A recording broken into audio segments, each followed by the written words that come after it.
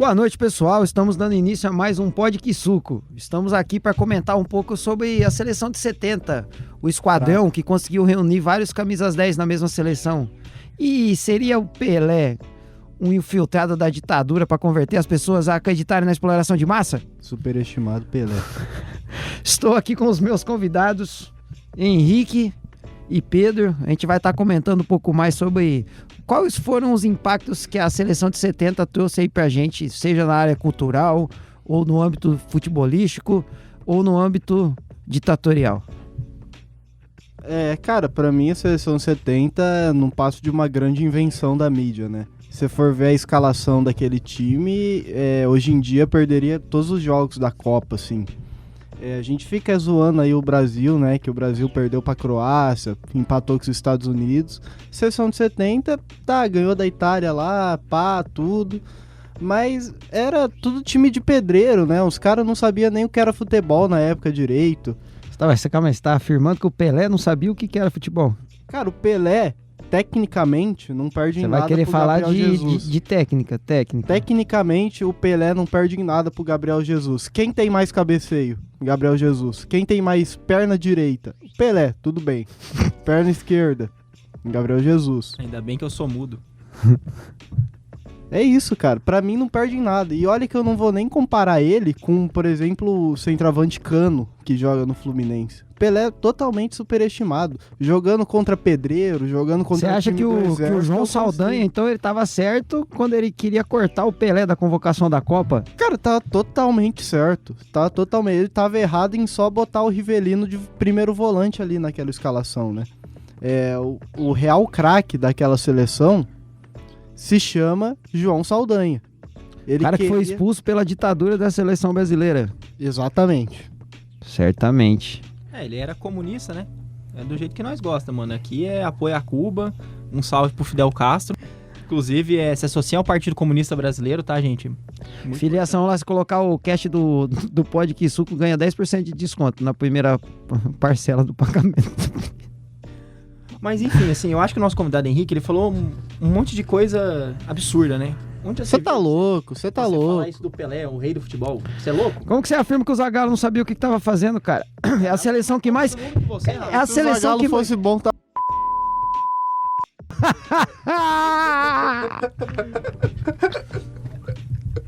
Cortou da edição, né? O Rivelino era o verdadeiro craque daquela seleção. Rivelino não, o seu Roberto Rivelino. Mas você não tá sendo meio parcial porque você é corintiano, cara?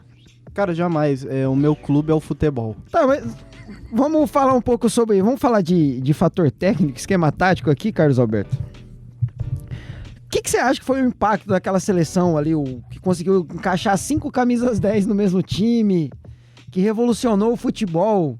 Tem aquele lance do lance do gol do Carlos Alberto, o 4º gol da Copa, que ele sai driblando todo mundo desde lá de trás, a bola passa por todo mundo, o Clodoaldo, todo mundo toca na bola, cara. Até o Rivelino toca, o Pelé toca na bola, todo mundo toca na bola. Cara, vocês exaltar o esquadrão, né, de 70, assim, é a mesma coisa se vocês ficarem exaltando os jogadores do Real Madrid de vir aqui jogar a Série C do Brasileirão. Pra mim é a mesma coisa, não muda nada. Não, mas assim, uma coisa eu vou concordar com você. Eu acho que exaltar o Real Madrid com esse time de hoje em dia é tipo assim, você perder a virgindade no puteiro. Ganhou a Champions, parabéns. Não vale de nada. Seleção na época também era, mano. Seleção já era bicampeã. Aí que tá a diferença. Você vai falar que qualquer jogador do Real Madrid chega perto daquela seleção de 70, aquela seleção de 70 é icônica. Cara, eu não vou falar. Rápido, ambos, a 80 km por hora. Quem que você acha que ganha? Courtois ou Félix? Courtois.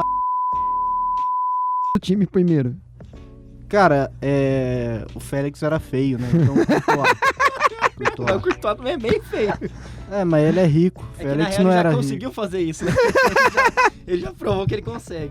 Enfim, mas o meu ponto é esse. É uma seleção totalmente superestimada. E a mídia fica endeusando. Olha, o esquadrão. Sim, eu acho que o único ponto negativo do esquadrão é realmente em questão de ditadura, né? Que o Médici utilizou muito isso a seu favor. Inclusive, eu ia tocar nesse assunto agora, que a gente trouxe aqui, pra quem não sabe, a gente não anunciou no começo aí, peço perdão por não ser um bom apresentador às vezes, mas formado aqui, doutorado em História, cara formado em História Futebolística ali pela UniFCV, E eu gostaria, cara, Não é FCV também, tá? Mestre também. eu gostaria que você explicasse esse impacto da seleção de 70 ali, que para muitas pessoas é taxada como a seleção que impulsionou a ditadura, porque a gente estava vivendo o chamado Anos de Chumbo, que em 1968 foi instalado o AI-5 aqui no Brasil, Fake pelo news. Costa e Silva até então. Aí ele é afastado e entra o Médici, que é um cara que era muito aficionado Fake pelo news, futebol, fake que news. gostava de assistir, ele acompanhava.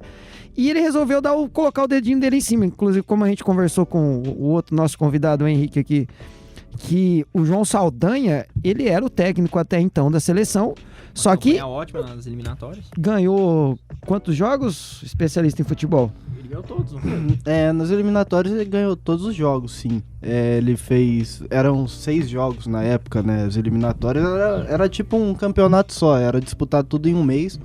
Ele disputou 6 jogos, ganhou todos e fez, se eu não me engano, 25 gols. 23, se eu não tô enganado. Sofreu só um, não foi? Algo assim? Sofreu acho que 2, que foi no jogo contra o Chile.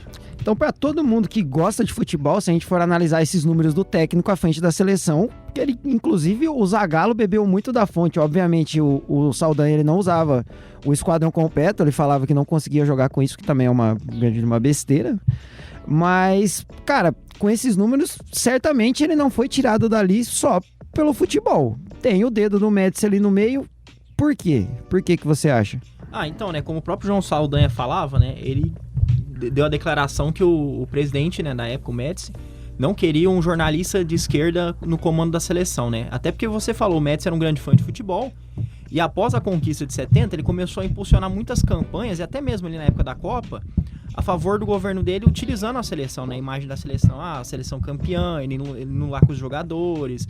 Então ele se utilizou muito disso pra impulsionar mesmo, assim, tipo, a ditadura não é tão ruim assim, olha, a gente trouxe a Copa do Mundo, a gente é tri, entendeu? A Taça Júlio Cimê tá com nós agora, então... Não tá mais. Não tá mais. Não tá mais, né? Porque os caras moscou também, né? Quem que deixa a taça... Fato fake? cultural aqui, pra quem não gosta de cultura, que nós falamos de cultura, que a gente apresenta sobre cultura, e eu gostaria de fazer um gancho. Por que a taça não tá mais com a gente? Cara, porque a CDB, né, na época, não era CBF ainda, eles decidiram expor na rua, assim mesmo, a réplica. Não, A original. E guardar a réplica. Ou seja, a primeira Copa do Mundo, a primeira taça. A gente foi o primeiro país que pôde levar a taça da Copa do Mundo pra nossa sede, né? Foi roubada, deve ter sido derretida já, transformada em Pedra de crack. cocaína, vários quilos de cocaína. Corrente assim, de ouro pro filho dele. Aí a réplica tá lá na CBF até hoje. Os militares desde 1970 provando que eles não são nada inteligentes. Não, inteligência zero, né? Mas voltando aqui para falar do fator agora do setor político, que a gente tá pincelando aqui um pouco, continue explanando sobre o João Saldanha pra gente. Então, como o João Saldanha era um jornalista de esquerda assumido, e por mais que ele tenha tido uma campanha boa, isso eu acho que meio que afetaria a questão do Médici, né? O Médici, todo mundo sabe, era um ditador de direita, né? De extrema direita. Então, isso afetaria a campanha dele. Pô, a maior conquista da seleção é com um cara que é contra o meu governo. Entendeu? Ele tá ali comandando tudo. Tanto que ele lançou até o jingle lá pra Frente Brasil, ele tentou usar realmente a imagem da seleção, porque a gente tá... se a gente for juntar todos os fatores que iam combinar que culminou na final, né? Que é a Brasil e Itália para ser quem ia ser o primeiro tri do mundo, porque até então não tinha. Só que a gente tinha vindo a redenção do Pelé, que não tinha jogado. 66 o Brasil é a única campanha que o Brasil cai na fase de grupos. 62 o Pelé é coadjuvante, porque o protagonista daquela Copa é o Garrincha.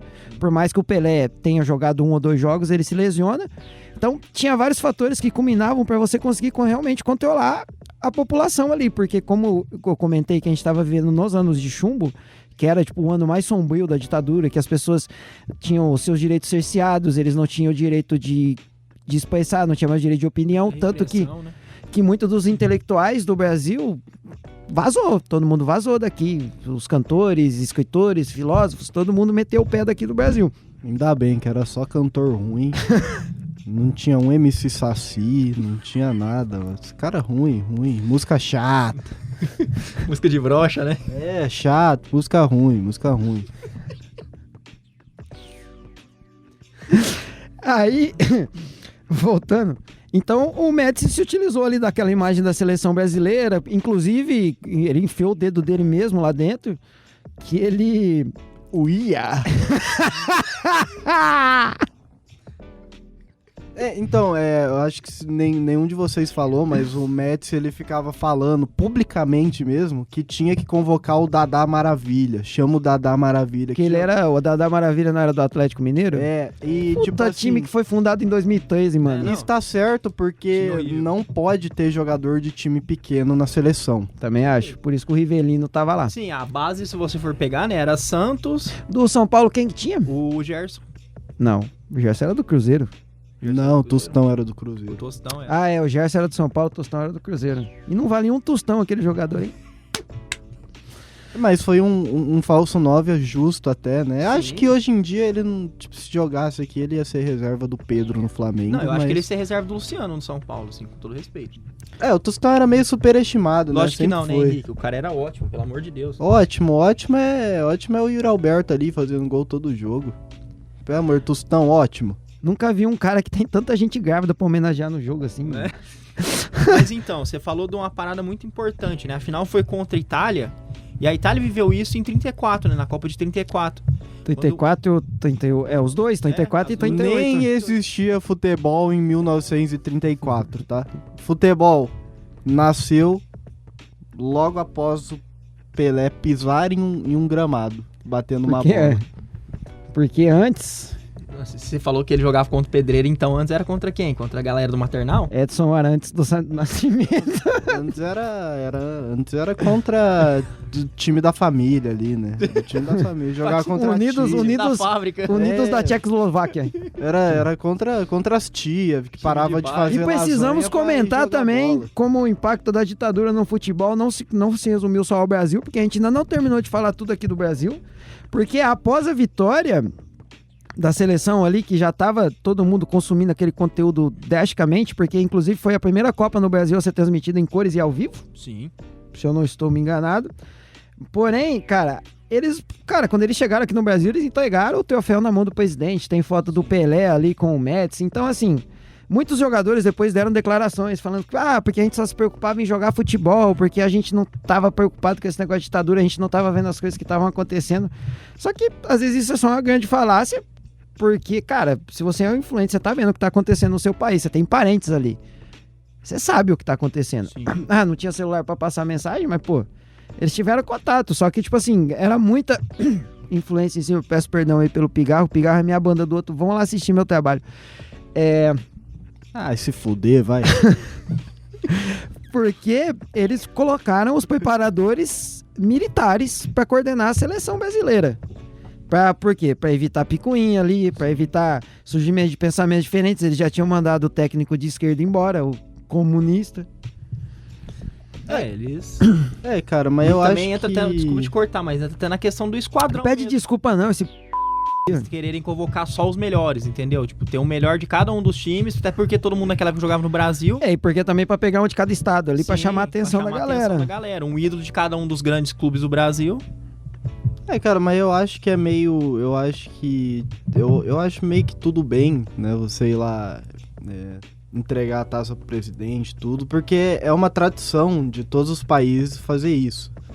Claro que, tipo assim, né? Eles falar que... Eu acho que exageraram um pouco, né? O esquadrão